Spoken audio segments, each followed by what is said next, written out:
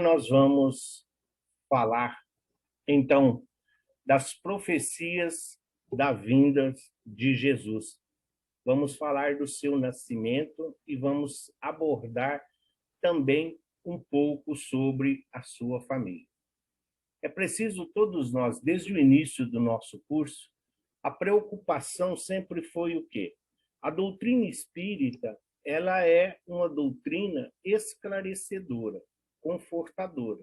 Nós não temos dogmas, nós não temos paramentos, nós não temos rituais exteriores.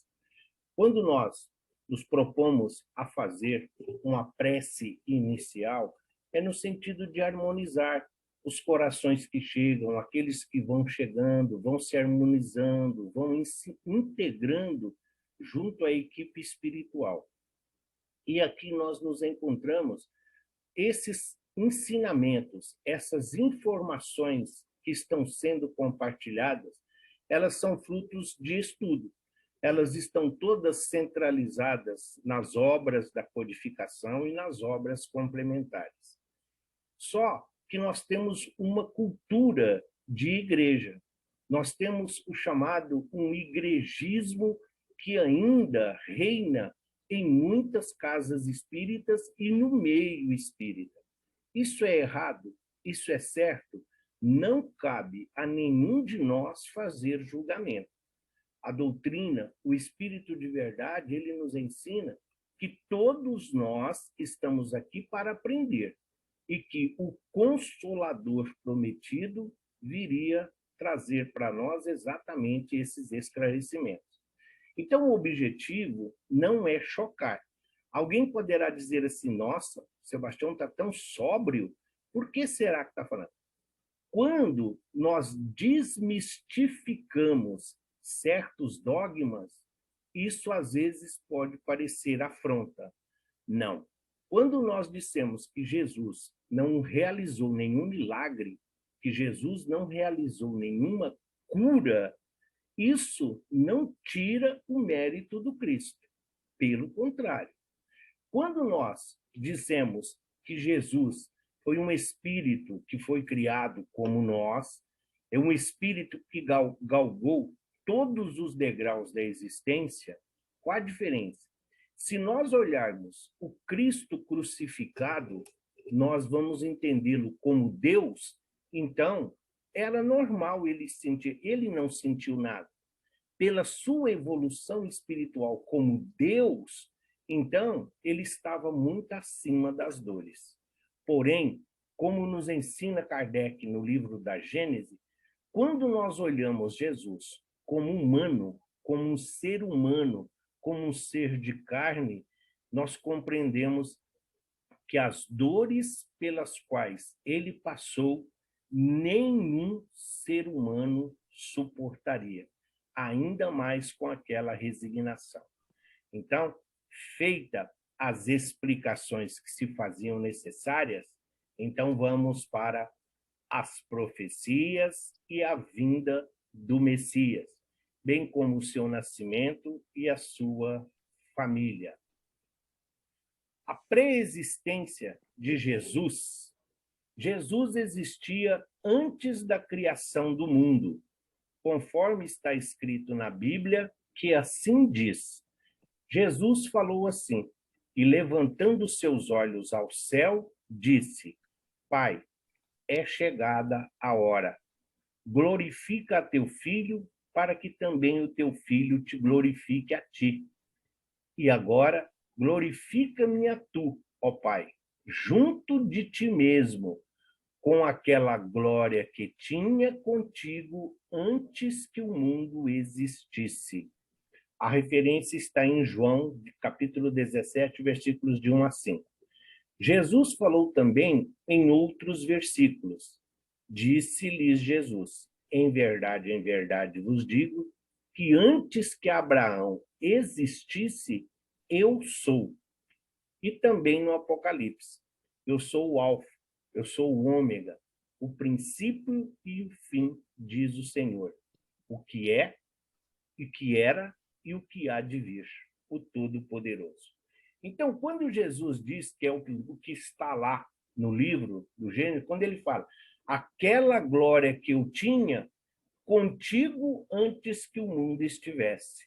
Então, o próprio evangelista João fala que Jesus é o único que já viu a Deus. Então, aqui Jesus está testificando essa ideia. Então, antes do planeta Terra, Jesus já estava em contato com o Pai. Jesus já estava na presença do Pai. Por isso que ele fala que o mundo existia, ele já existia antes do mundo.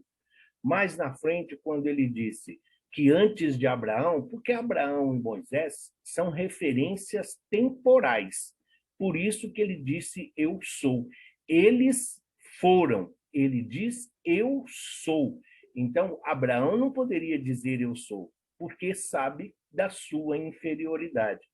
E como nós estudamos, quando estudamos a Bíblia, quando a referência que João coloca no Apocalipse, exatamente, ele simplesmente trocou algumas palavras, porque o Apocalipse é um livro cifrado, mas a essência da colocação do Cristo, de que ele existia, de que é passado, de que é presente, que futuro está. O que era, o que é e o que há de vir, o Todo-Poderoso. Daí a preexistência que fala da vida do Cristo. Levantar-se-á como um arbusto verde, vivendo na ingratidão de um solo árido, onde não haverá graça nem beleza, carregado de opróbrios e desprezado pelos homens.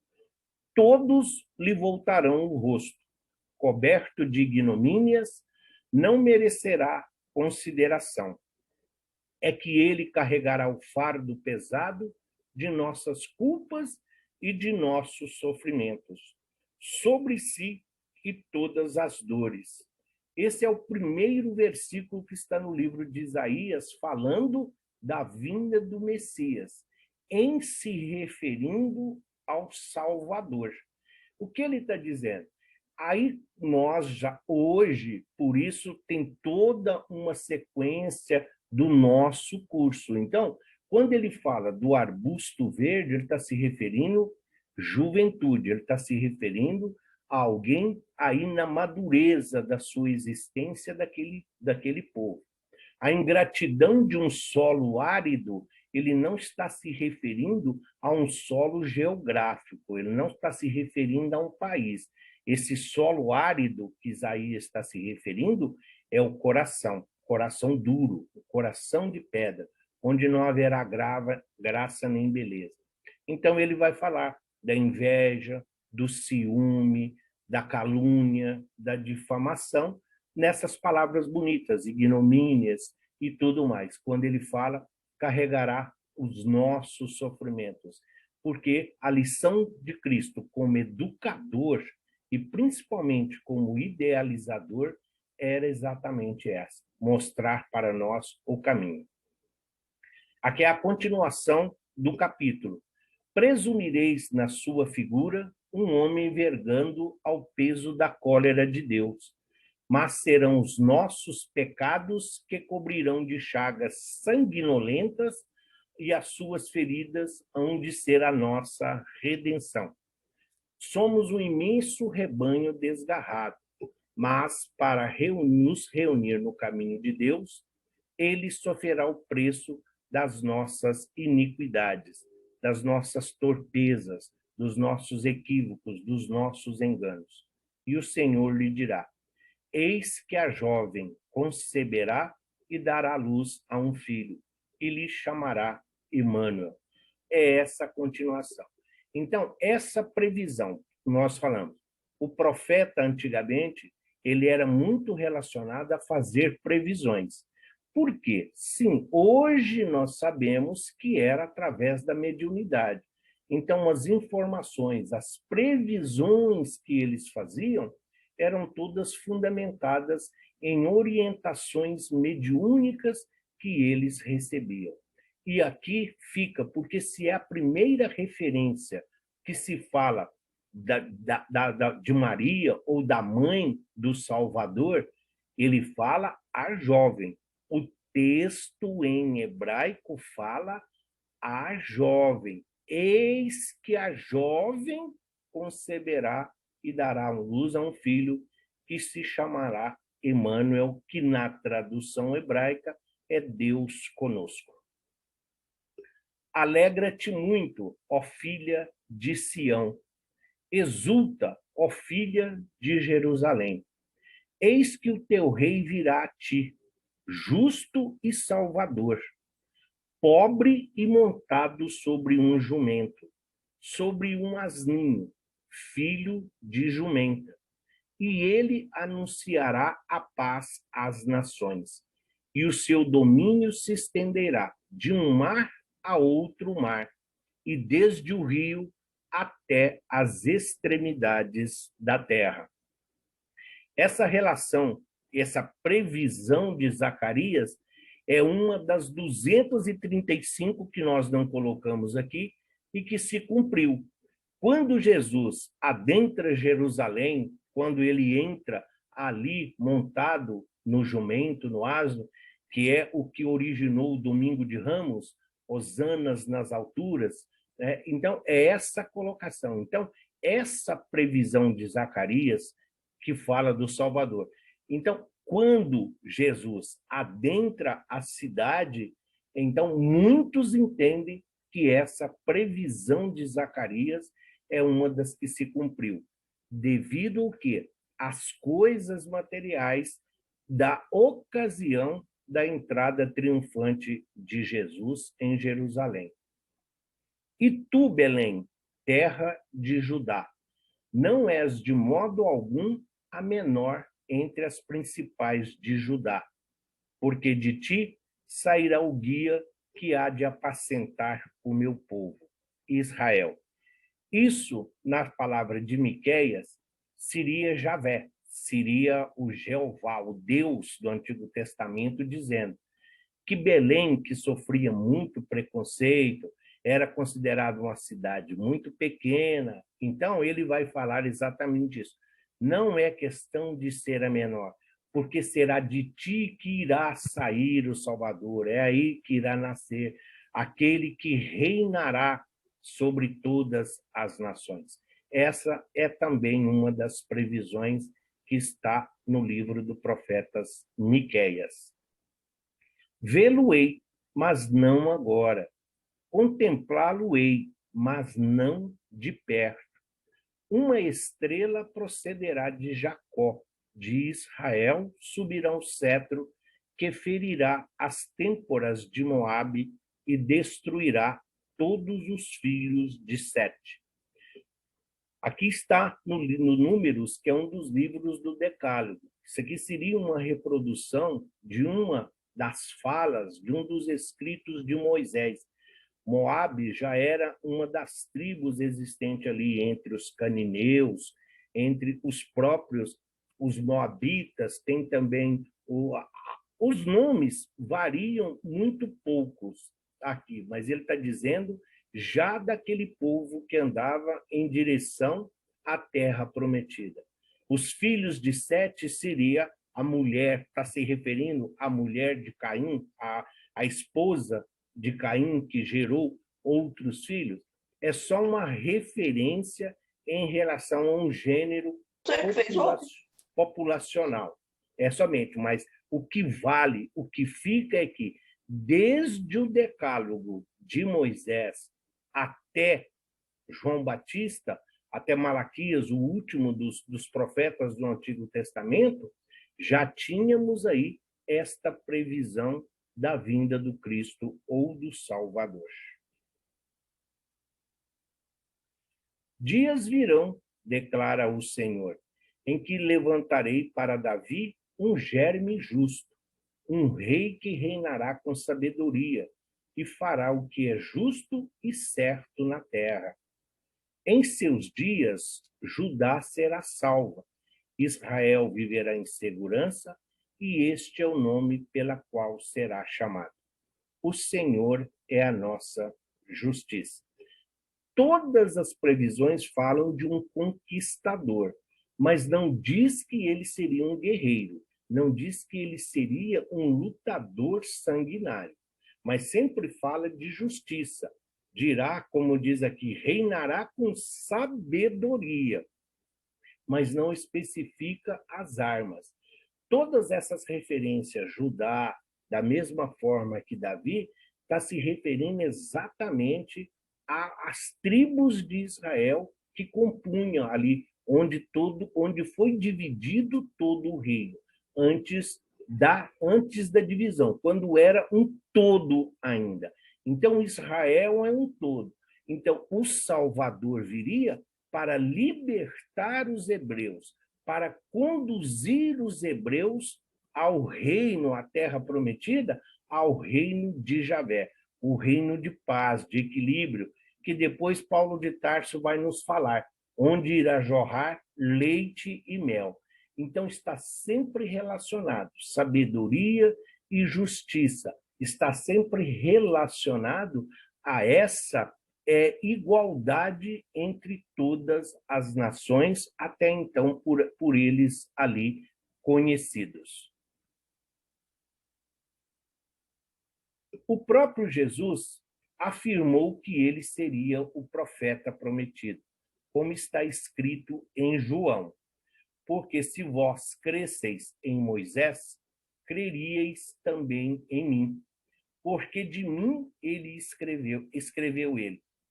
O termo profeta se refere ao ministério de Jesus como mensageiro de boas novas da salvação e libertador dos oprimidos do mal. Operador de milagres, Isaías também profetizou os milagres de curas que seriam realizados pelo Cristo. Então os olhos dos cegos serão abertos e os ouvidos dos surdos se abrirão. Então os coxos saltarão como servos e a língua dos mudos cantará. Porque as águas arrebentarão no deserto e ribeiros no ermo. Então, como ele está dizendo, o próprio Jesus afirmou, sim, ele não disse lá que estava com Cristo, que já estava com Deus antes mesmo que ele foi, que ele é e que ele será. Então, isso desde Moisés está vindo essa colocação. Quando Isaías diz que os cegos terão seus olhos abertos, ouvidos, quando Mateus, reproduzindo as palavras de Jesus no seu evangelho, ele vai dizer, terão olhos de ver e ouvidos de ouvir. Está se referindo a essa profecia de Isaías. Lembram que nós também falamos que o evangelho de Mateus, ele faz muitas referências ao Antigo Testamento, porque ele era um conhecedor da lei, e Jesus também era. Quando nós vimos na aula passada que Jesus, antes de foi batizado, então, quando João Batista indaga se é ele o Cristo que há de vir, o que Jesus responde aos discípulos de João Batista? Diz a ele que os cegos veem, que os surdos escutam e que os coxos andam, dizendo, como se dissesse, isso que foi dito, então, se eu estou realizando, é porque eu sou o Messias, porque eu sou o Salvador. É somente uma comprovação. Não daria para colocar aqui todas as previsões que se cumpriram com a vinda do Cristo. Então, nós colocamos aquelas que estão mais diretamente ligadas à doutrina dos Espíritos, que é a doutrina que hoje nós estamos professando e procurando conhecer cada vez mais. Em vão, os escritores materialistas de todos os tempos vulgarizaram o grande acontecimento, ironizando os altos fenômenos mediúnicos que precederam.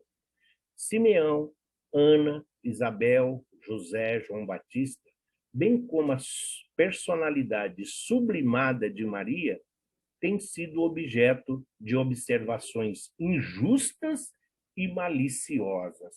Então, de acordo com as religiões, de acordo com as denominações religiosas, algumas aceitam determinadas personagens da Bíblia e do Antigo Testamento e outras não. Aquelas que lhe convêm são aceitas, outras de maneira alguma.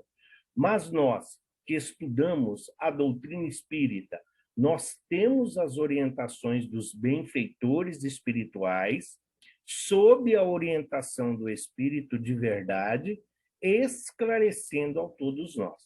Simeão.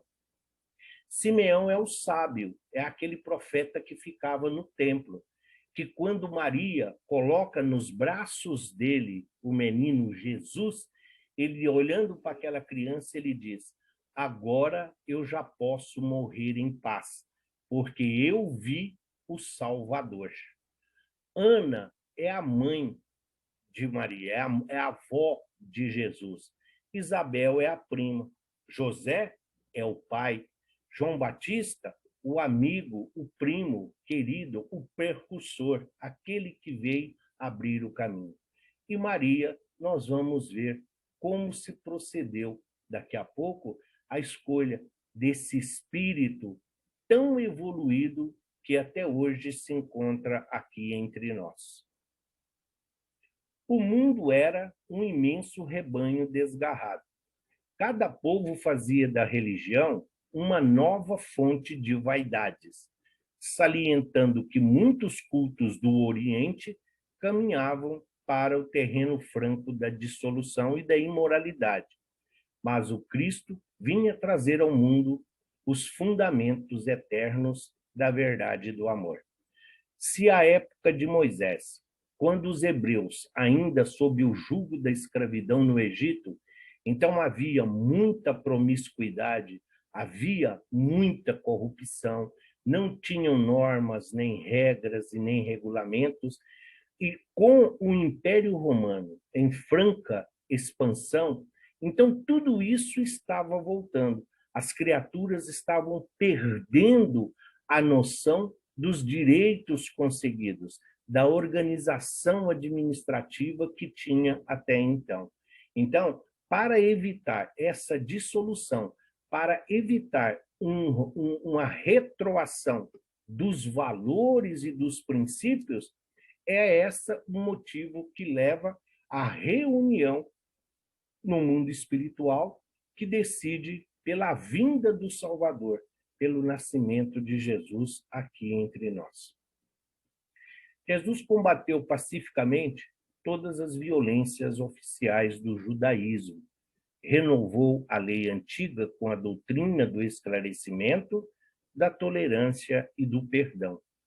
Espalhou as mais claras visões da vida imortal, ensinando às criaturas terrestres que existe algo superior às pátrias, às bandeiras, ao sangue e às leis humanas. A antiga aliança, ou a lei antiga, é aquele acordo de Deus com Abraão, de que a sua posteridade cobriria toda a terra. A doutrina do esclarecimento, da tolerância e do perdão que Jesus disse era: fazei somente aos outros aquilo que gostaria que fosse feito a vós. A mesma medida que usares para medir os outros, também será usada para convosco. Ou seja, receite ao seu semelhante somente aquilo que na sua situação você também será capaz de cumprir. Mas quando Jesus mostra que existe algo superior à bandeira, a país, a nação e a raça, ele está dizendo da nossa origem, todos filhos de Deus, criados à sua imagem e semelhança, mas cada um com a sua individualidade, respeitando, sim, as diferenças que fazem parte de todo meio, qualquer seja ele que nós estejamos integrados. Não tem. O que seria se nós conhecêssemos só o azul, só o vermelho, só o verde?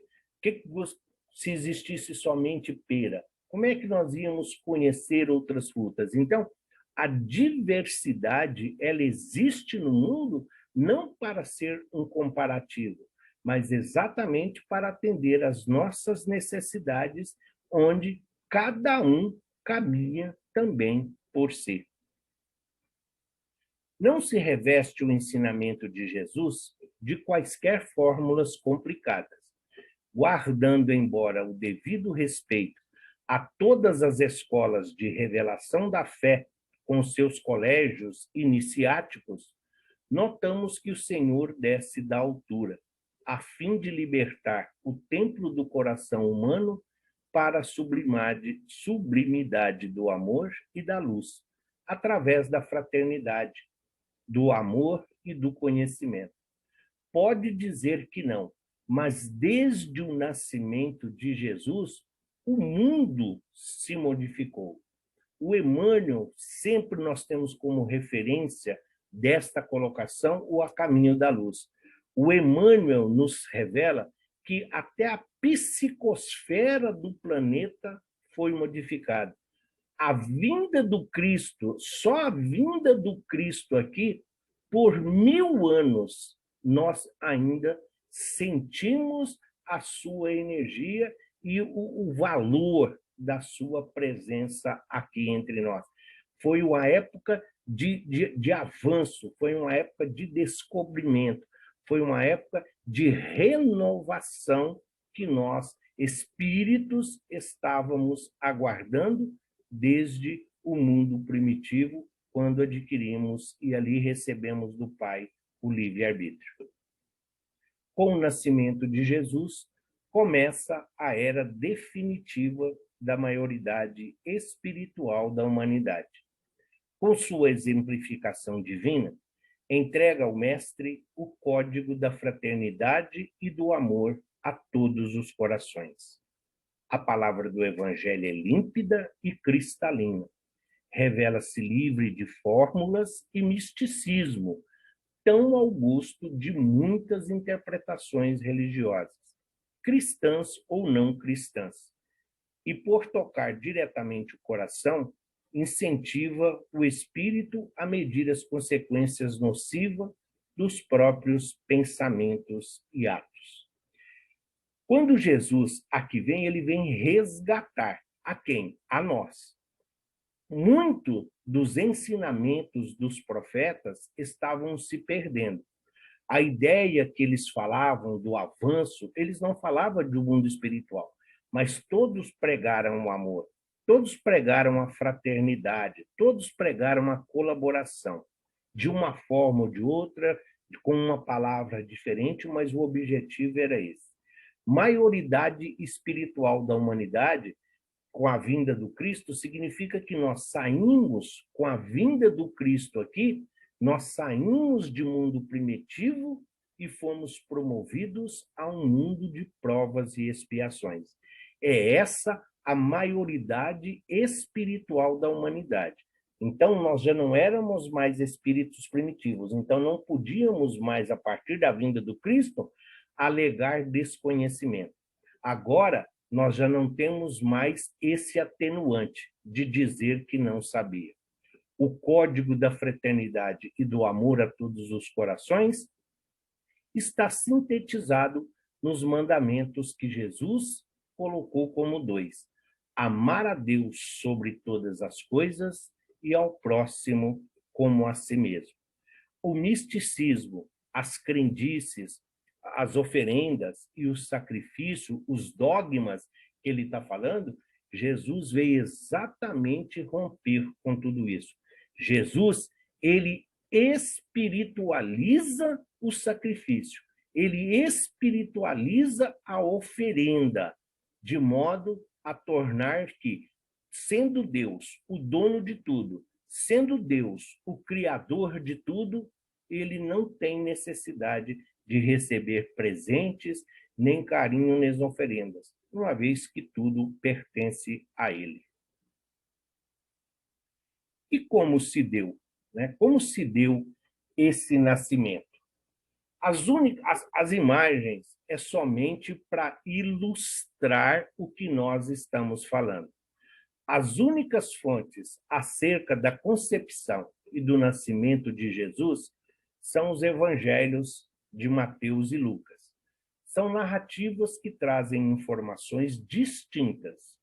De acordo com a Bíblia de Jerusalém, a narrativa de Lucas expressa o ponto de vista de Maria, enquanto Mateus o apresenta pelo prisma de José.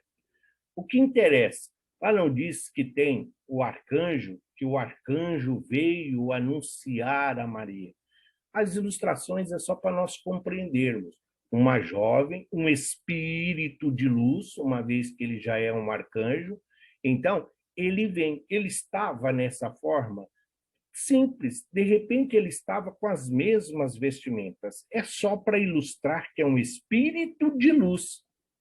E nós falamos, o Evangelho de Lucas, Lucas seguindo a orientação do seu companheiro de caminhada, uma vez que ele era companheiro de Paulo nas viagens missionárias, foi Paulo quem o orientou a que ele procurasse Maria e escrevesse a vida do Cristo contado pela sua própria mãe, testemunha ocular.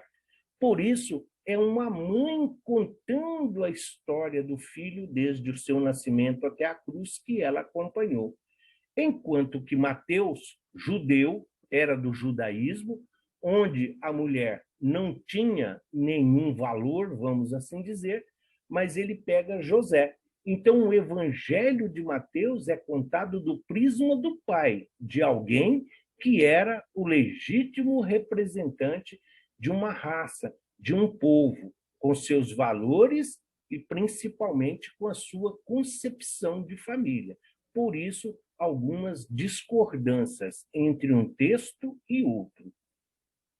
Mateus aborda a concepção de Jesus, o conflito de José e a intervenção do plano espiritual em sonho, a visita dos magos, guiados pela estrela de Belém, a matança dos inocentes decretada pelo rei Herodes, a fuga da família de Jesus para o Egito e o retorno para Nazaré após a morte de Herodes. Então, Mateus ele está aí relatando o que José contou. Então, a partir do momento em que José sabe da concepção ali, a intervenção do plano, do plano espiritual em sonho. Nós sabemos que todos nós podemos ter sonhos premonitórios. Nós podemos ter sonhos onde, nos encontrando com os nossos benfeitores queridos, eles nos orientam, fazem com que nós compreendamos que precisamos mudar de rota, de atitude. Eles nos ensinam e, ao mesmo tempo, nós também sabemos que podemos encontrar com inimigos, com adversários que podem até mesmo nos perseguir. Então, a história do sonho, nada de diferente até aqui. Assim, os magos, não reis, magos, hoje poderia chamar todos eles de cientistas, sim, pesquisadores, astrônomo, astrólogo e um geólogo, também sim. A estrela de Belém, nada mais do que um espírito de luz se movimentando no espaço, a fim de servir de guia e de orientar aquelas criaturas. Não é nenhum cometa, não é nenhum astro aí celeste que está direcionando. Isso seria inconcebível dentro da razão e da lógica. O rei Herodes, que conhecedor das escrituras, inclusive do livro de Isaías, que falava de um rei, de um salvador, de um Messias, de um libertador, é aquele que decreta, né, a morte de todos os primogênitos por não saber de quem era. Então vamos matar todos do sexo masculino com o intuito de estar incluído entre os mortos, então, o Salvador, que segundo eles já havia nascido, já estava entre o povo. Lucas aborda a anunciação feita pelo anjo Gabriel, a concepção de Jesus, o nascimento, o coro dos anjos anunciando aos pastores, o nascimento de Jesus, a visita dos pastores a Jesus e a apresentação de Jesus no templo. Por que quem está contando? Todas essas situações foram vivenciadas aí por Maria. A concepção. Quem melhor pode falar sobre a concepção, de como foi, do que a mãe, falando de como foi a concepção do seu filho? O nascimento, sim, por quê? Quando no presépio, que todos montamos ainda no final de ano, no presépio, segundo se consta, o próprio Lucas está lá no seu evangelho, havia um coral de anjos, conseguia-se ouvir vozes, as mesmas vozes em forma de coral que também foram ouvidas quando do batismo de Jesus por João Batista. Então havia um coro de anjos. Aquelas cornetas que tem no presépio representam exatamente esse coro de anjos anunciando o nascimento de Jesus. A visita dos pastores, uma vez que os magos, depois da visita, depois da oferta do ouro, da mirra e do incenso, então eles partiram e em todas as aldeias, em todos os lugares que eles passavam, eles diziam aos pastores: olha, o Salvador nasceu, indicando a eles onde era o local, para que eles também pudessem ir até ali visitar. Então, Maria está relatando, porque ela recebeu essas visitas, ela sabe quem lá esteve. Segundo o evangelista Lucas, no capítulo 1, quando Isabel estava no 6º mês de gravidez, Gabriel foi enviado por Deus a Nazaré, cidade da Galiléia, para conversar com uma jovem de nome Maria, noiva do carpinteiro José. Salve, ó cheia de graça, o Senhor é contigo, saudou o visitante. Observando-a perturbada, completou ele: não temas, Maria, pois caístes em graça diante de Deus. Eis que conceberás e darás à luz a um filho, ao qual chamarás Jesus. Ele será grande e será chamado Filho do Altíssimo. Sentar-se-á no trono de seu pai Davi e reinará sobre a casa de Jacó, e o seu reinado não terá fim. Até aqui, também nenhuma novidade, a não ser o que ele está dizendo. Quando ele fala aqui, quando ele está dizendo noiva, no hebraico, na Bíblia, na versão dos 70, na Bíblia, ele fala o quê? Lá ele está dizendo que que noiva é a mesma coisa que comprometida. E comprometida, dentro do judaísmo, era a mesma coisa que esposa. Então, se no hebraico noiva significava esposa, no aramaico comprometida também era a mesma coisa.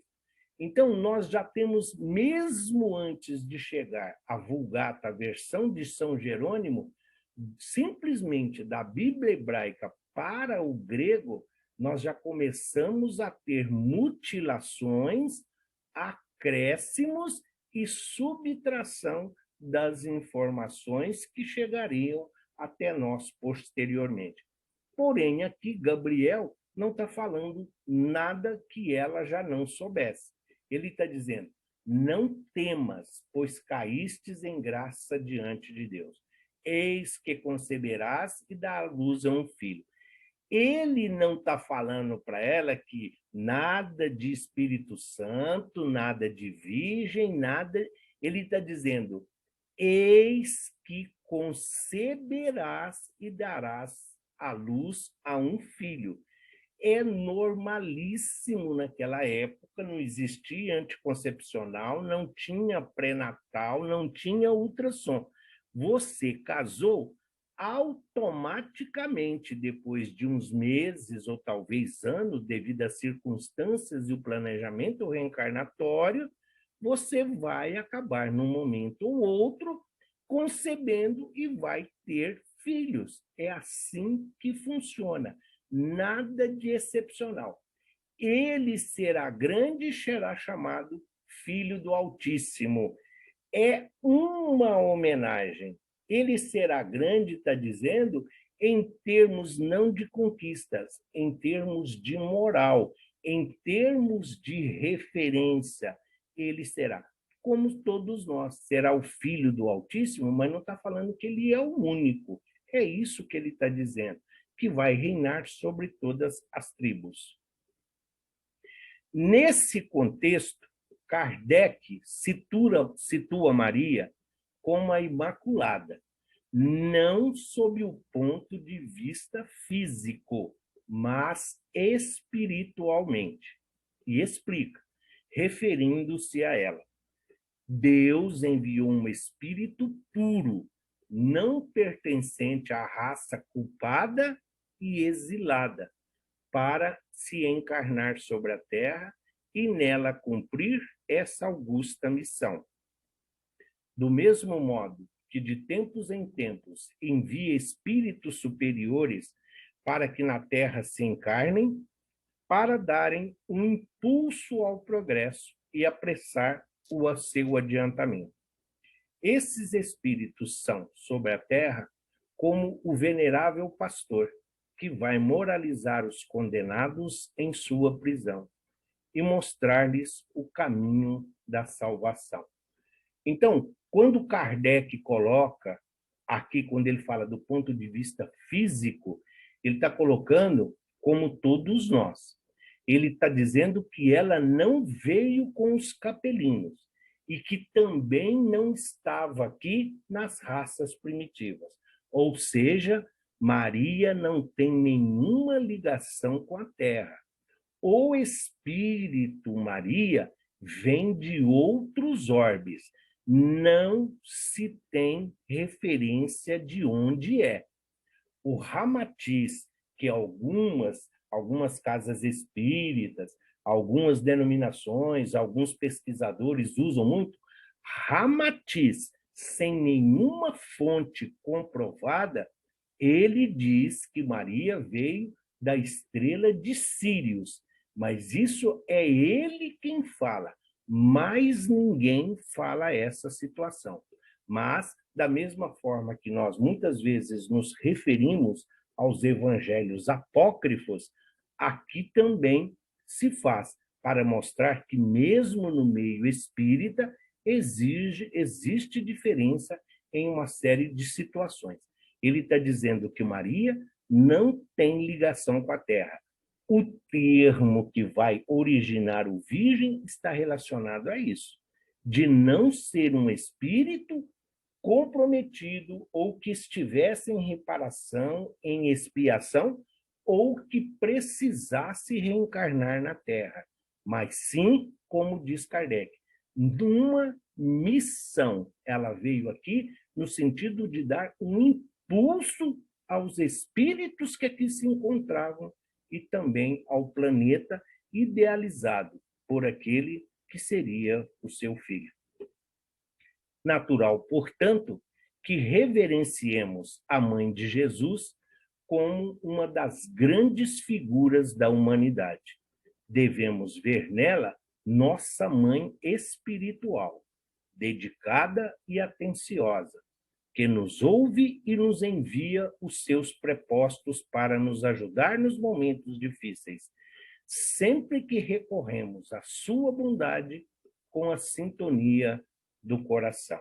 Então, esses dois últimos textos estão na Revista Espírita, de janeiro de 1862.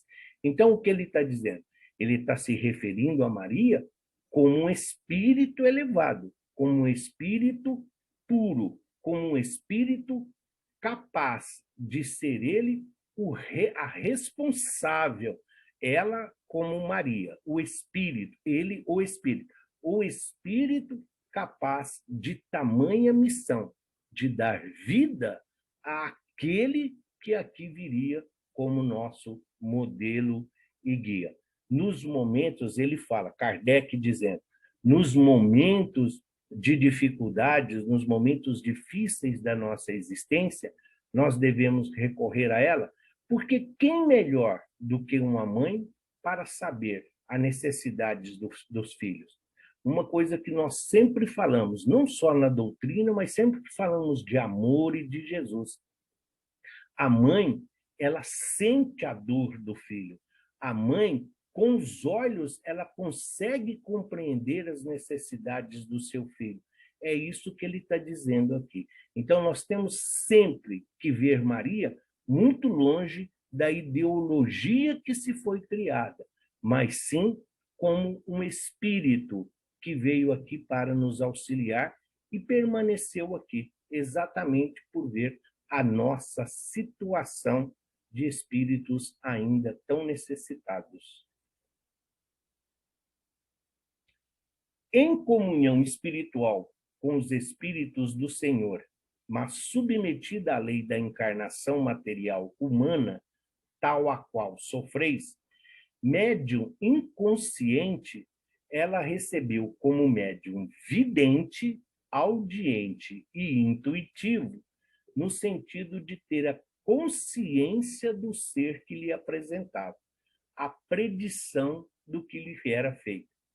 Sua inteligência, entorpecida pelo invólucro material, não se achava em estado de lembrar-se. É o que explica tenha feito sentir ao anjo ou espírito a impossibilidade de conceber durante a virgindade.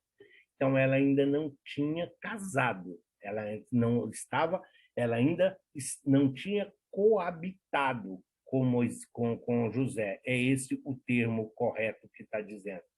Porém, aquela época, hoje nós sabemos que o médio inconsciente, nele não se lembra de tudo o que foi comunicado, de tudo que foi escrito, porque nem tudo passou pelo seu cérebro físico.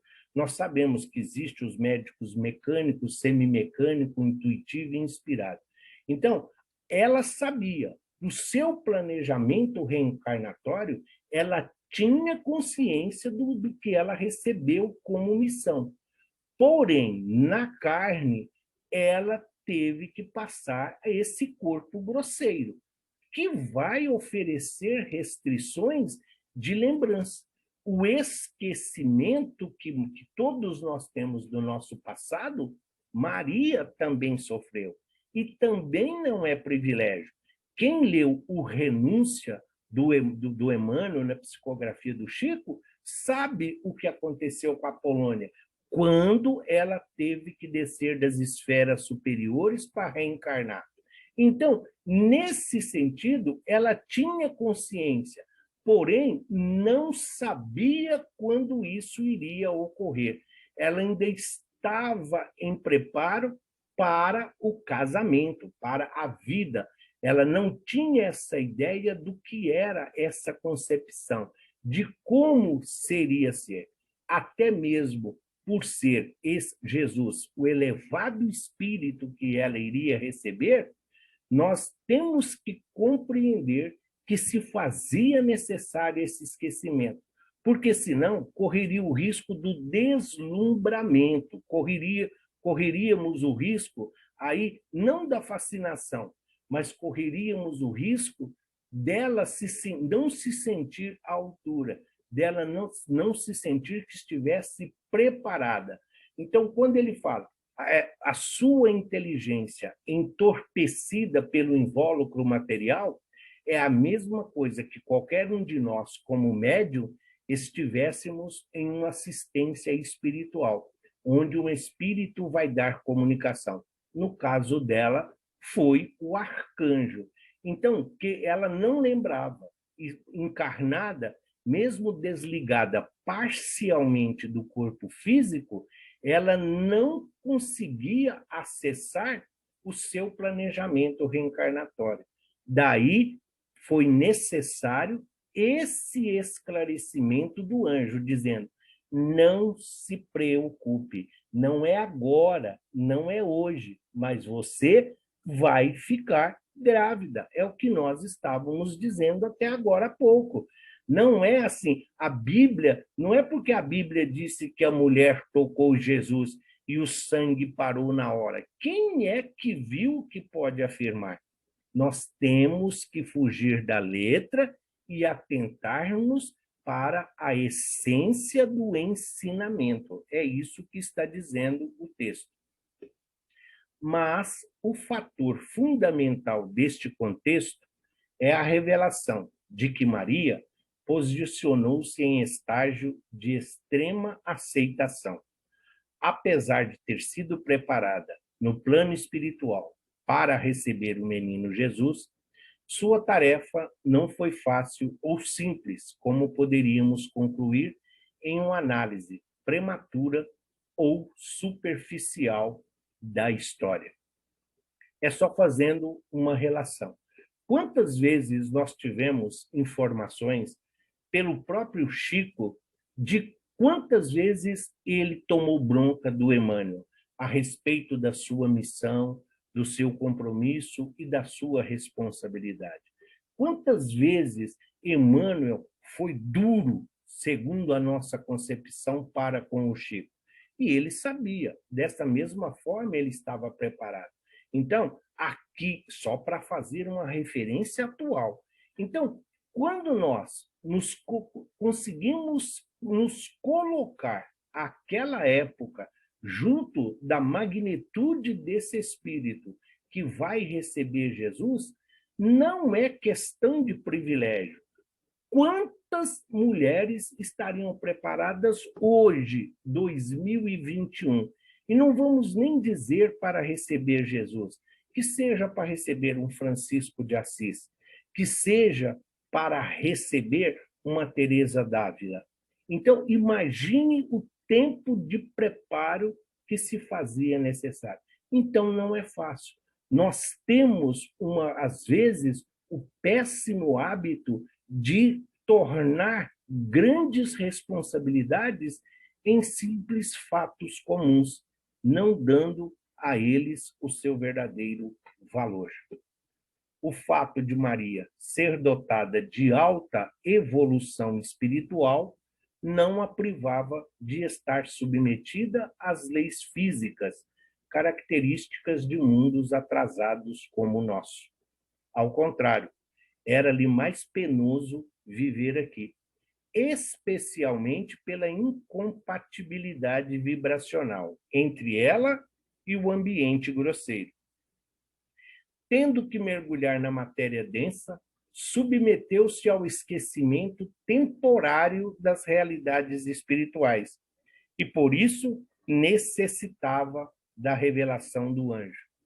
Descendo das alturas, descendo das esferas superiores, até chegar nesse mundo inferior, grosseiro, rústico, primitivo como o nosso, mesmo revestindo o seu corpo físico de uma parte não tão quintessenciada como a de Jesus, mas, de certa forma, muito melhor do que a nossa, para um espírito dessa envergadura era muito penoso viver aqui. A vibração é outra.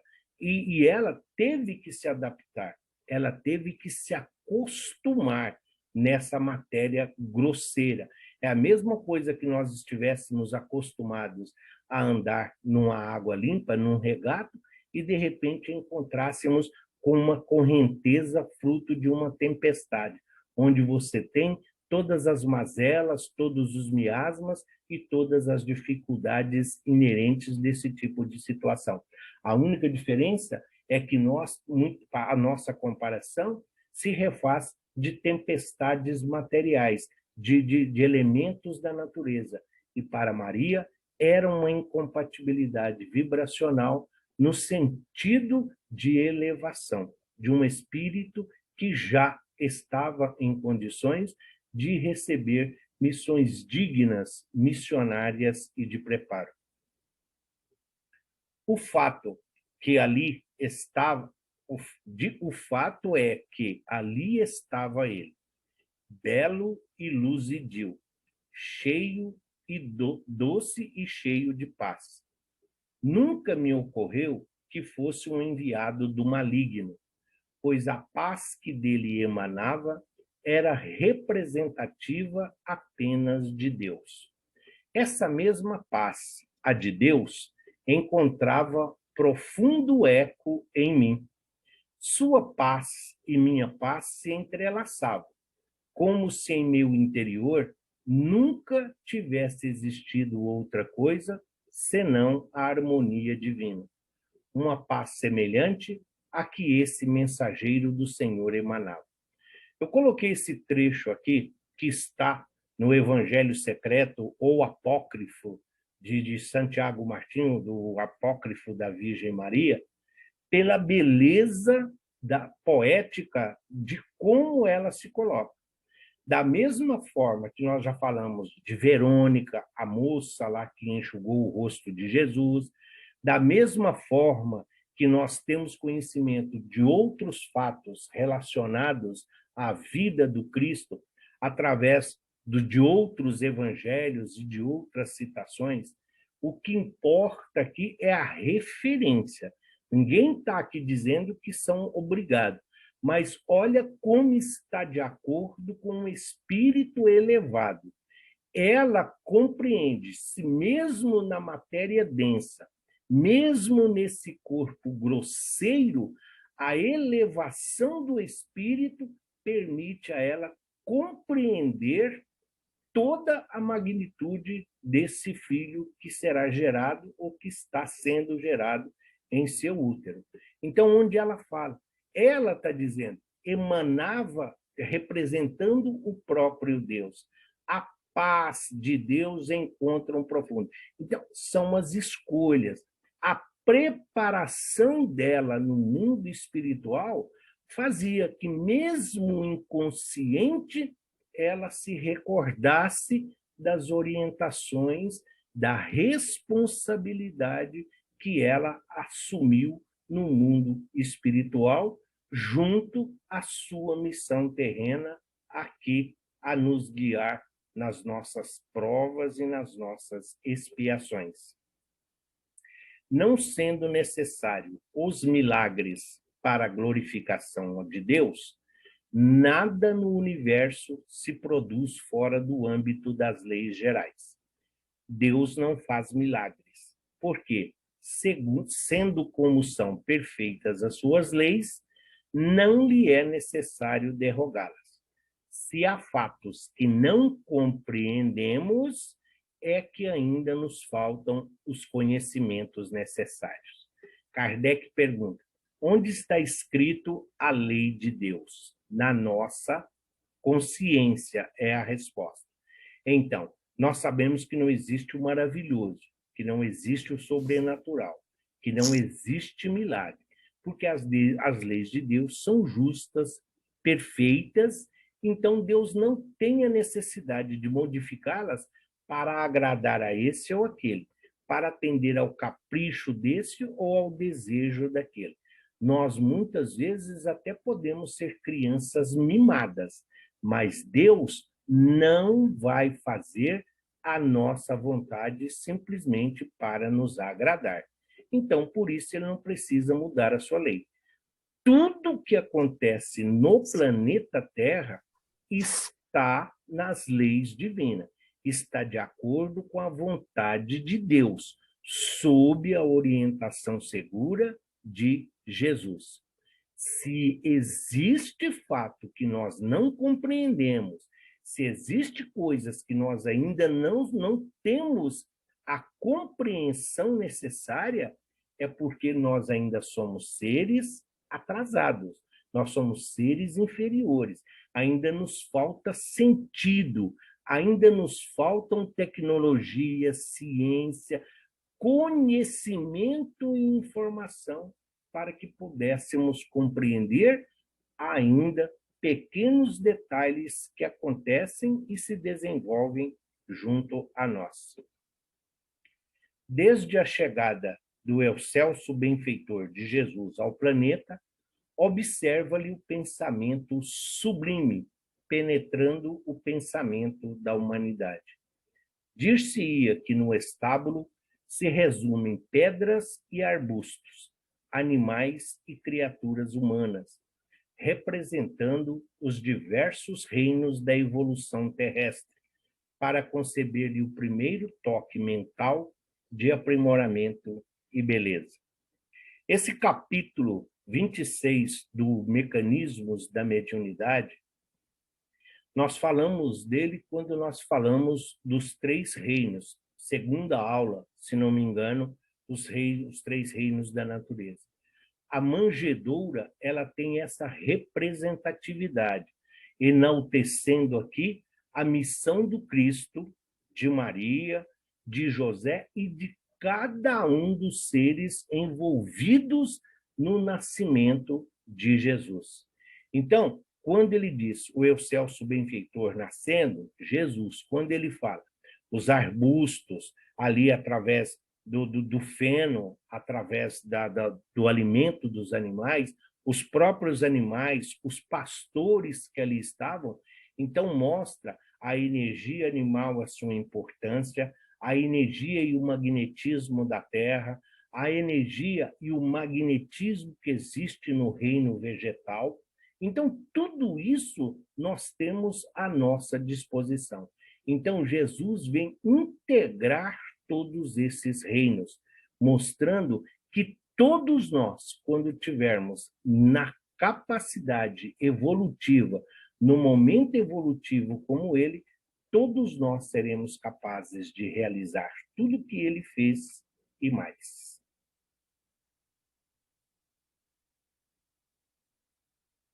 Historicamente, a virgindade de Maria embrenhou-se de tal forma no imaginário coletivo dos cristãos que se incorporou ao seu nome.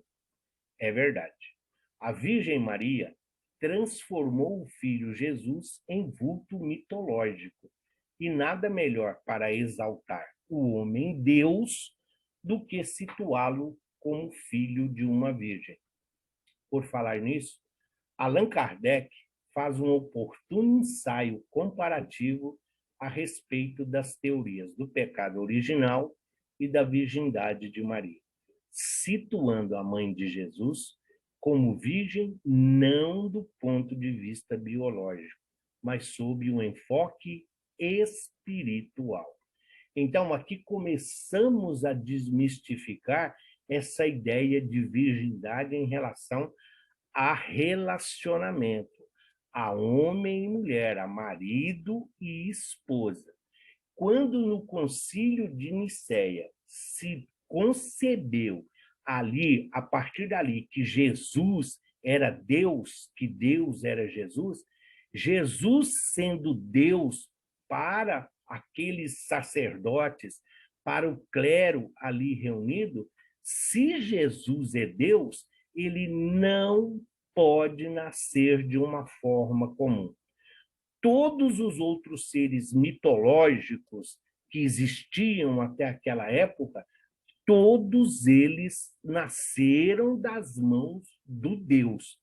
Mas Jesus é Deus, então não tem como ele nascer do próprio, não existe. Então vamos, para promover Jesus a esse Deus, tem que promover a mãe. É preciso tirar a sua mãe do lugar comum. É preciso tirar a sua mãe da posição de esposa, de mulher que ali está, que tem um relacionamento normal como todo mundo, e dar o cunho de que Jesus é um ser de outro mundo. A ideia do Espírito Santo, a ideia de que Maria concebeu de Deus diretamente, tem por objetivo elevar Jesus à condição de Deus. Como pode Deus nascer de uma pessoa comum? Tem que nascer de uma deusa. E uma deusa não pode ter relação. Nós vamos ver que dentro do hebraico, sexo é algo pecaminoso, é algo pejorativo, é algo totalmente condenável. Então, como que Jesus, um ser elevado, vai nascer desta forma? E é esse o sentido que Kardec vem nos salvar.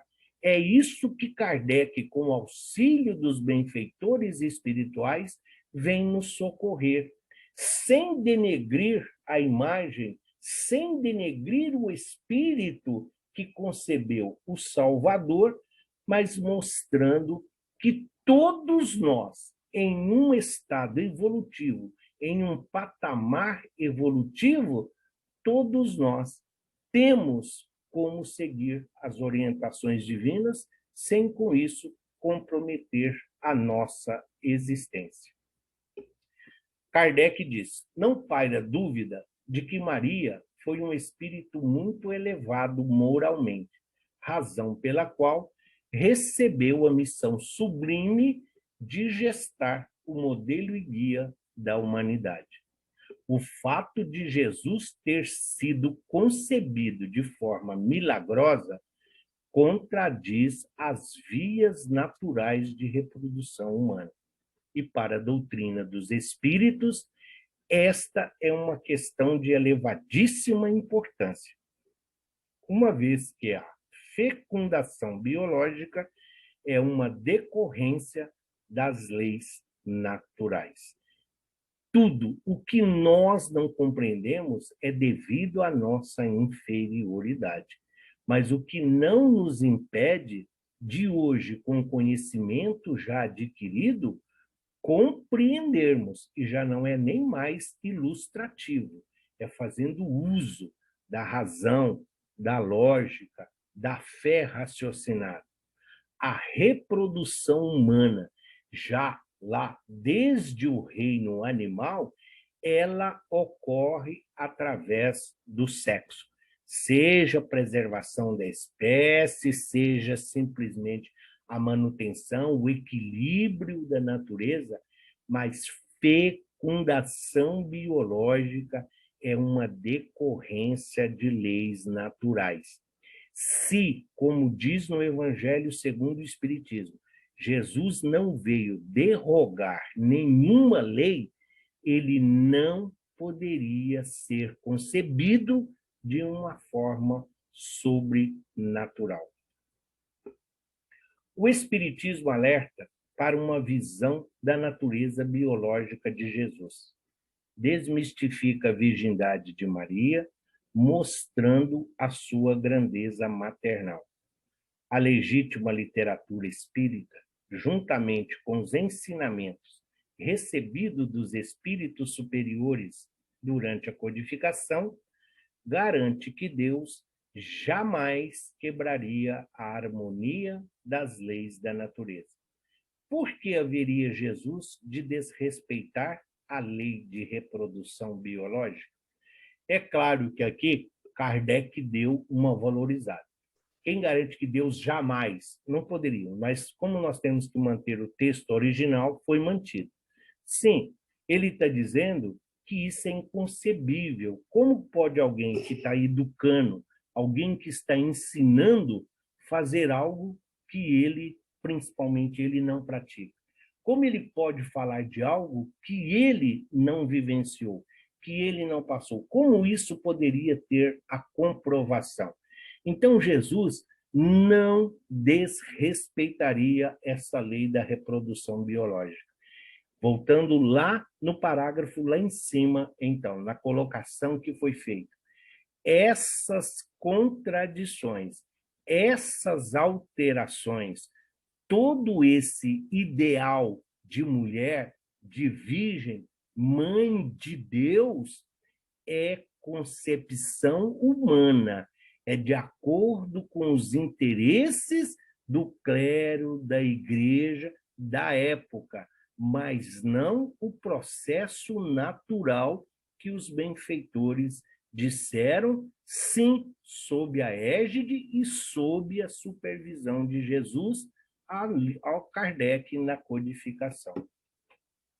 O simbolismo sobre o suposto pecado cometido por Adão e Eva resultou na perda do paraíso, como encontra-se no livro do Gênesis. Sexo, portanto, era sinônimo de pecado. Os casais eram orientados a buscar a comunhão carnal apenas com o objetivo de procriação. Os teólogos buscavam fórmulas para que o sexo, que não podiam proibir, sob pena de extinguirem a raça humana, fosse minimizado na vida familiar e exercitado não como parte da comunhão afetiva, mas exclusivamente para a criação. O estudo que se faz, Leon Denis, ele vai falar, ele vai dar continuidade a essa colocação. Se os seres humanos seguissem essa orientação, principalmente defendida por Santo Agostinho e Vicente de Paulo, o São Vicente de Paulo, que eram defensores ardorosos da virgindade de Maria. Mas o que eles dizem? O que o Leon Denis diz? Se os seres humanos fossem somente o sexo para procriar, imagine o tamanho da fila para reencarnar, porque o nosso corpo físico, o nosso organismo, ele é regido por hormônios e uma série de neurônios onde tudo tem uma função específica. Então, a diferença nossa em relação à procriação está exatamente no prazer, na satisfação. Isto não é pecado. Por quê? Deus, em sua imensa misericórdia, Jesus, nosso modelo e guia, que já vivenciou todas essas experiências que nós, ele sabia. Então, precisaríamos de um incentivo para que houvesse um relacionamento, uma relação fora da época da procriação, para fazer a chamada fila andar. Porque senão estaríamos lá na fila da reencarnação, grande parte de nós até hoje. O excesso é que é prejudicial. É isso que os teólogos queriam evitar. Por quê? Desde a época de Moisés, desde a época do Egito, passando pelo Império Romano, o sexo sempre foi usado como moeda, sempre foi usado como comércio, sempre foi usado como objeto de troca. Uma vez que você tem oferta, você tem a procura. Não estamos aqui discriminando feminino, masculino, homo, hétero, nós estamos nos atendo ao espírito, assim como aprendemos que o espírito não tem sexo, ele escolhe a forma melhor para que ele possa cumprir os desígnios divinos da nossa encarnação. Kardec situa Maria como a Imaculada, mas sob o ponto de vista físico, espiritualmente. Porque para nós espíritas, o sexo não é pecaminoso. Pecaminoso é a maneira com que alguns utilizam o sexo. Porque este foi feito para gerar vida. E muitos acham que a vida foi feita para o sexo. Vamos ler novamente. Kardec situa Maria como a Imaculada, não sob o ponto de vista físico, mas espiritualmente. Porque para nós espíritas, sexo não é pecaminoso. Pecaminoso é a maneira com que alguns utilizam o sexo, porque este foi feito para gerar vida. E muitos acham que a vida foi feita para o sexo. Se sexo fosse errado, Deus teria arrumado outro meio para que seus filhos fossem gerados na terra. Portanto, para nós espíritas, Maria será sempre um grande espírito, tenha sido ela virgem ou não. É isso o que importa para cada um de nós. Como que Deus poderia ter criado algo? Como que Jesus poderia ter idealizado algo que fosse causa de perdição, que fosse algo de queda para o espírito? O Jung, quando o Freud fala que o sexo é a causa de todas as mazelas e das vicissitudes do mundo, ele tem a sua razão, porque ele faz uso exatamente do estudo que ele fez da pineal ou da epífise. Mas Jung, ele vem em nosso socorro, e ele vem aqui corroborar o que Kardec dizia, porque o Jung diz que o sexo é a segunda força criadora do universo, perdendo apenas para o amor. Então, ficarmos aqui discutindo se Maria foi virgem ou não, se Maria é virgem ou não, se Jesus nasceu do Espírito Santo ou não, foi concebido desta forma, essas discussões em nada vai nos agradecer. em nada vai nos acrescentar. Para nós, nós temos que entender que quando convidada a alçar as esferas superiores, ela se resignou e disse que enquanto houver na terra um filho necessitado de mãe, ela aqui estará para ajudar e auxiliar. Isto por si só já mostra a grandeza do Espírito. Lucas também descreveu assim o nascimento de Jesus. Enquanto lá estavam em Belém, completaram-se os dias para o parto, e ela, Maria, deu à luz ao seu filho primogênito. A palavra utilizada em grego corresponde a primogênito e não a unigênito, que são palavras distintas naquele idioma. Todas essas passagens são indícios de que Jesus teve irmãos consanguíneos. Entretanto, não se pode afirmar categoricamente, porque não temos fonte. É isso que está dizendo. Mas tanto o Lucas como Paulo de Tarso também, na carta, se não me engano, aos Gálatas, ele vai falar, aquela lá não é a mãe de Tiago, em se referindo ao irmão de Jesus, uma vez que Jesus já tinha, né, sido crucificado. Então, primogênito é o primeiro. Da mesma forma, Jesus, o Filho unigênito de Deus. Unigênito é único. Então, primogênito significa que teve mais. Então, nós estamos falando da família de Jesus. Teve mais irmãos? Teve. Mas por que não são mencionados? É isso que nós estamos vendo. Se, para conceber, e principalmente para que nós, o próprio José, fala-se muito pouco sobre ele, e ele é de extrema importância no nascimento de Jesus, o que dizer dos seus irmãos? Então, por isso que não se pode afirmar, porque existem muito mais lenda e contos do que verdadeiramente é realidade ou fatos concretos a esse respeito. No idioma aramaico, a palavra que designa irmão também pode ser usada para designar um parente próximo, como um primo em primeiro grau. Entre os cristãos primitivos, usava-se o termo irmão para designar os correligionários. Na verdade, segundo o professor Palhano, em sua obra Teologia Espírita, estão preocupados com esse assunto aqueles que querem procurar argumentos da virgindade de Maria para justificar o corpo fluídico ou divino de Jesus. Essa é uma ideia de Rustang que nós vamos falar no futuro.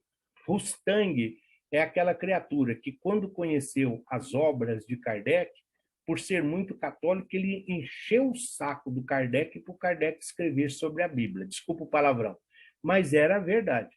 E Kardec não se sentia à vontade, ainda não se sentia seguro para isso. E Rustang, então, que tinha muitas posses, tinha dinheiro, joias, bens, então ele investiu tudo isso para escrever os seus evangelhos. Então, está lá os evangelhos de Rustang. Ele tem lá os seus 4 evangelhos. E Rustang tem essa ideia de que não existe um corpo de Jesus, porque o corpo de Jesus não era um corpo humano, não era um corpo material. Segundo ele, Jesus tinha um corpo fluídico.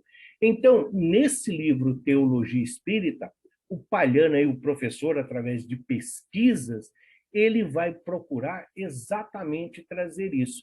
Se o corpo de Jesus era fluídico, o Miramês usou essa coisa de fluídico para ali traduzir no seu livro. O livro é fantástico, ele só errou um pouquinho exatamente no parto aí. Mas ele fala exatamente que o Miramês diz assim, que no momento do parto, as mãos augustas de Gabriel adentram o ventre de Maria e de lá retiram o Salvador. Sim, se são mãos augustas, ele está no sentido de luz, sim, um corpo fluídico, então não acarretaria nenhum dano ou nenhuma modificação no organismo físico. Então, neste livro, ele está desmistificando essa ideia do corpo fluídico de Jesus e, portanto, explicando de onde surgiu o termo virgindade. Porque a luz, ela pode passar da mesma forma que se nós abrirmos uma janela com vidros, a luz do sol vai adentrar, sem que com isso haja prejuízo do vidro como material. E para divinizar Jesus, acabam por ter que divinizar Maria também. Tudo isso provém da ideia hebraica de que o sexo é coisa suja e pecaminosa. Há muita fantasia para que a verdade seja discutida o mínimo possível. O que interessa realmente é o ensinamento de Jesus, que indica o único caminho para a liberdade das consciências. A lição de Jesus permanece resplandecente, tendo ou não havido irmãos consanguíneos em sua família corporal. Que teve, nós estudamos e vimos lá atrás. Sim, demos até o nome deles, né? Entre eles Tiago, Lívia, alguns nomes que nós sabemos. Judas, inclusive, colocam muito o Judas Tadeu como irmão de Jesus. Então, se nós temos dificuldades de conceber, de buscar informações concretas a respeito de José, da própria Maria, o que dizer dos seus irmãos que só são citados quando vão, então, buscar Jesus com a intenção de vendê-lo, assim como fez Judas. A relação que se diz, quando Jesus diz, minha mãe e meus irmãos são os que estão aqui, não é que ele esteja desprezando a sua mãe, porque Jesus, em toda a sua obra, em toda a Bíblia, e principalmente aos livros da codificação, mostra o respeito, o carinho e o afeto que ele teve por esse espírito que ofereceu-lhe a oportunidade da vida. O capítulo final do livro Boa Nova, Maria de Nazaré, explica claramente e dá o teor do amor e da gratidão do espírito desse idealizador do nosso planeta por esse ser sublime que é Maria. É claro que sem nenhum acesso a registros familiares contemporâneos ou evidências arqueológicas diretas, a conclusão só pode envolver probabilidades e não certezas.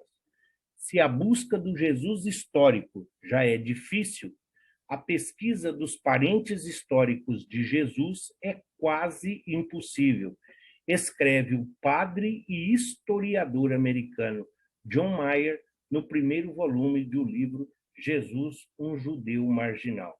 Então, nós não temos acesso, nós não temos esse acesso ao aramaico.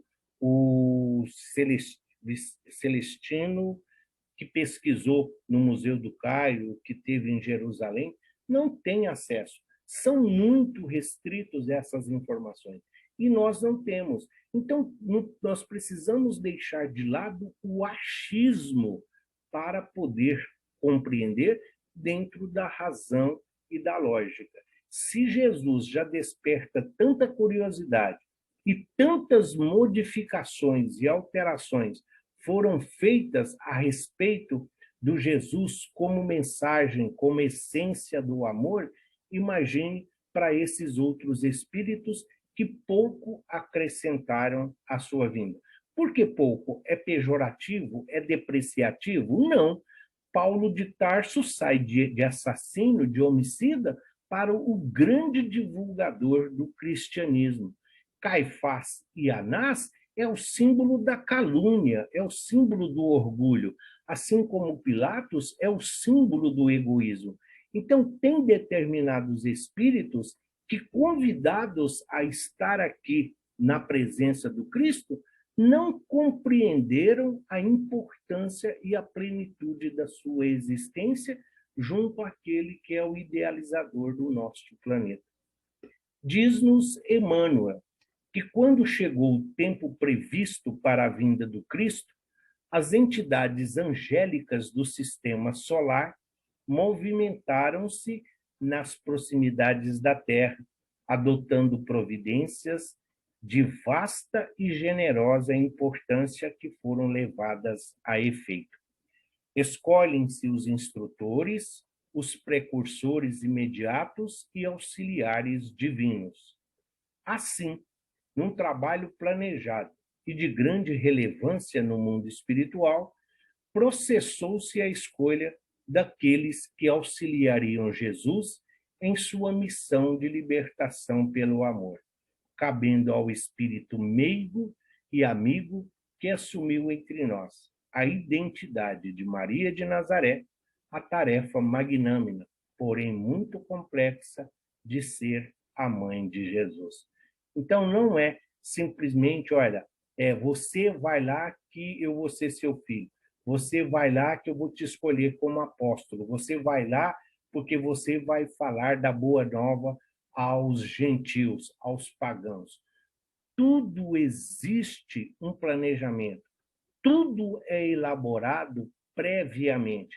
Nós é que temos dificuldades de compreender o significado de um planejamento reencarnatório e todas as nuances que nele se envolvem. Então, muitas vezes nós olhamos, sim, dirigentes, autoridades, poder, instrutores, dirigentes, administradores, todos estão colocados onde devem e onde precisam. A missão de um não é superior à do outro, é que esse oferece mais recursos, mais mecanismos, este já está melhor preparado. Então, não existe competição. Não é importante chegar ou retornar à casa do Pai em primeiro lugar, mas sim quantos nós ajudamos para que juntos pudéssemos desfrutar da misericórdia divina em comum. É sempre difícil falar sobre o guia e modelo da humanidade, sem correr o risco de diminuí-lo devido à pobreza do nosso vocabulário. Pouco se sabe sobre os dados reais da família de Jesus. Alguns períodos de sua biografia não aparecem nem nos textos evangélicos. Algumas passagens do Evangelho sugerem que ele possuía irmãos consanguíneos e que pertencia a uma família comum. Porém, na tentativa de divinizar o Mestre Jesus, mitos foram criados para tirar o caráter humano de seu nascimento. Se nós colocamos, como ele está falando, primeiro a pobreza do nosso vocabulário, nós já falamos, nós não temos referências. O período que ele diz que não consta em nenhum dos evangelhos é o fatídico chamado dos 12 aos 33 anos. Então, é igual ele está dizendo, em algumas Bíblias, em algumas traduções, o próprio Flávio Joséfo, Sirião, eles colocam que Jesus tinha uma família comum. Só que, mais uma vez, desde o Concílio de Nicéia, que se concretizou que Jesus é Deus, então, para colocar Jesus como Deus, era preciso colocar Maria como deusa. Então, Jesus não poderia ter irmãos comuns, porque se assim fosse, todos os irmãos de Jesus teriam que ser como ele. Mas a doutrina espírita vem nos mostrar que uma mãe pode ter 10 filhos, mesmo, como se diz no interior, mesmo todos tendo saído do seu útero, cada um é uma individualidade, cada um é um ser único e diferente um do outro. Jesus veio nos ensinar que acima dos laços consanguíneos existem os laços espirituais, que são duráveis e que se perpetuam no mundo dos espíritos. Honrar pai e mãe sempre fará parte do dever filial de amor aos que o acolhem neste mundo. Mas, acima de todas as coisas, há o dever com o Pai Celestial. Através de parábolas e de mensagens diretas a seus discípulos, Jesus utilizou com frequência as relações familiares para ensinar à humanidade a lei do amor numa visão mais profunda.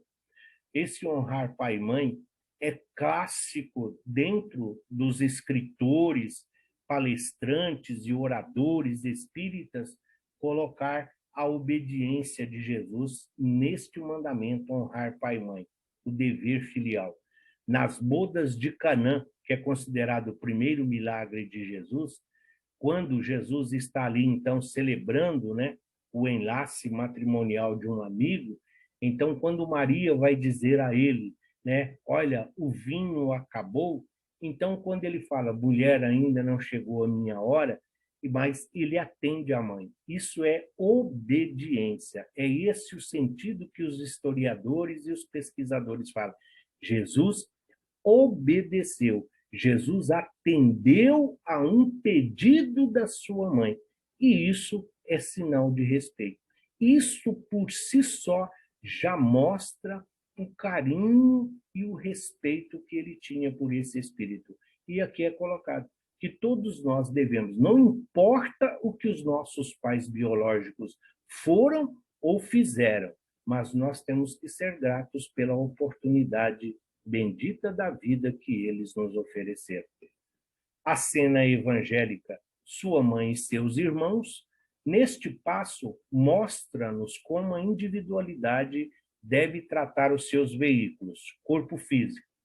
Muitas vezes o espírito se retira ou trabalha na meditação ou no estudo. E os corpos físicos vêm chamá-los porque o acham fora de si. Quando seus irmãos vêm vendê-lo porque achavam que ele estava desequilibrado. Os irmãos entendiam que ele estava ficando louco. E sabendo que o Sinédrio ofereciam um dinheiro para quem o entregasse, então, alegando que ele estava desequilibrado, por isso eles foram procurá-lo. É isso que ele fala, que eles achavam que ele estava fora de si. Mas o espírito, de acordo com a lição de Jesus, precisa colocá-los no seu devido lugar. Eles têm que ser veículos que façam a vontade do Pai e conduzam à espiritualização. Se quiserem atrapalhar, colocando o espírito para a satisfação dos apelos físicos, das sensações do etérico, das emoções desequilibradas do astral e dos prazeres puramente intelectuais, não devem ser atendidos, mas rejeitados, quanto o espírito busca seus pares, o que estão na mesma faixa vibratória. Jesus está dizendo, nós temos uma família espiritual e temos uma família consanguínea.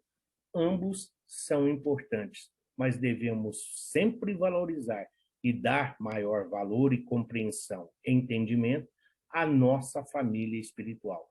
Porque muitas vezes a nossa família consanguínea é questão de resgate, de reparação, enquanto a nossa família espiritual, muitas vezes nós vamos juntos várias e várias encarnações, exatamente por termos os mesmos objetivos e os mesmos ideais cristãos. No plano espiritual, Maria continua cuidando de todos nós, e especialmente aos que, por decisão própria, resolveram abreviar a própria vida pelas vias do suicídio. Maria de Nazaré, com a sua fraternidade composta por espíritos de elevada hierarquia, recebem, amparam e encaminham esses nossos irmãos, que se deixaram levar mais pelas dúvidas e desesperança do que pela fé em Deus, demonstrando assim que não há ninguém desamparado e que seu amor de mãe nos acompanha a todos. Que o exemplo de Maria de Nazaré ao nosso lado, ao lado de Jesus, sempre resignada e submissa à vontade de Deus, possa nos inspirar para termos coragem diante das situações difíceis que enfrentamos em direção à luz e à perfeição. Muito se discute ainda no nosso meio se Maria é virgem ou não, se Maria foi virgem ou não, e tudo mais. Só que todas as vezes em que nós nos referimos a suicídio, essa forma enganadora de desertar da vida, sempre que sabemos dos compromissos, das consequências e dos desdobramentos de um suicídio, todos nós nos assustamos. Tamanha a consideração, tamanha a pena, a dor e o sofrimento que nós sabemos que isso causa. Porém, quando nós lemos que Maria de Nazaré, com todo o seu amor, com todo o seu carinho, com todo o seu afeto, é o único espírito que consegue ir a essas regiões inferiores e ali resgatar esses irmãos que se encontram em situações difíceis, de tanto sofrimento. E ninguém pergunta se ela foi virgem ou não. Ninguém pergunta se ela é virgem ou não. Mas todos a invocam. Todos nós pedimos socorro e auxílio a ela. Seja para atender, às vezes, um pedido de um amigo, de um conhecido, mas sempre que nós nos vemos falar que alguém desertou da vida pelas formas de suicídio, nós imediatamente buscamos em Maria de Nazaré uma referência de socorro, de auxílio, de amparo, de um colo onde nós encontremos afeto e segurança para continuarmos a nossa jornada. E ninguém se lembra que, às vezes, aqui, nós ficamos nessas discussões infrutíferas, se Maria foi virgem ou não, se Jesus é Deus ou não. O que importa para nós é a essência. E, por isso, abraçamos essa doutrina tão consoladora e confortadora como é a doutrina dos Espíritos. Enquanto vocês tomam uma água, aí está uma referência para a nossa próxima aula. O Colégio Apostólico ou a escolha dos 12 apóstolos, como está aí. Pedro, Judas Iscariotes, Judas Tadeu, que é para muitos o irmão de Jesus, Simão o cananeu mais velho, Tiago, filho de Alfeu, Tomé, Mateus, o publicano, Felipe, Bartolomeu, também conhecido como Natanael, Felipe, João, o mais novo de todos, Tiago e André. E também aqui está os modernos discípulos ou os discípulos da doutrina espírita, alguns daqueles encarregados de dar continuidade aos ensinamentos de Jesus. O Espírito de verdade conduzindo, né? O mestre Leonês Kardec, aí está Maria, a Imaculada, Joana de Ângeles, Meimei, Chico, Emmanuel e Bezerra de Menezes, para muitos, o grande representante do Espiritismo aqui no Brasil em termos de divulgação.